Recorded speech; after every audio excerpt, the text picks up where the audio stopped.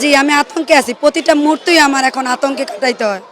আমার হাজবেন্ড বাইরে থাকে, উনি বারবার আমার ফোন করে বলতেছে যে মেয়েরে কারো কাছে দিবা না, মেয়ের রাইখা কোথাও যাবা না। এটা তো সম্ভব না। একটা মেয়ে হয় হয় আমি নানার কাছে দিব, নয় মামার কাছে দিব, দিয়ে আমি কাজে যাইতে পারি বা আমার একটা কাজ থাকতে পারে। আমরা কিভাবে নিরাপত্তা, মানে আমরা একটা নিরাপত্তা চাই। আমরা চাই এই লোকের সাজা হোক। এই লোকের যদি সাজা হয় তাহলে দেশের মানুষ কিছুটা হইলেও ভয় পাইবে। নরপিচাসগুলো কিছুটা হইলেও শিক্ষা নিবে যে এই কাজ করা যাইবে না, এই কাজ করলে হয় শাস্তি হবে। দেশে একটা নতুন আইন চালু করা উচিত। আমি কালকে দেখলাম যে বিচারে বিচারপতি রাষ্ট্রমন্ত্রী বলতেছে যে করছে আমরা এই দেশের মানুষ এখন মধ্যযুগে নাই, আমরা এখন ডিজিটাল যুগে আছি। ডিজিটাল যুগ কি?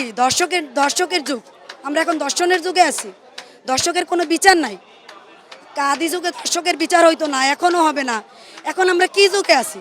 আমরা এখন দর্শকের বিচার চাই। সোজা কথা, দর্শকের বিচার চাই। যেই যুগেই থাকি দর্শকের বিচার করতে হবে, এটাই আমার চাওয়া।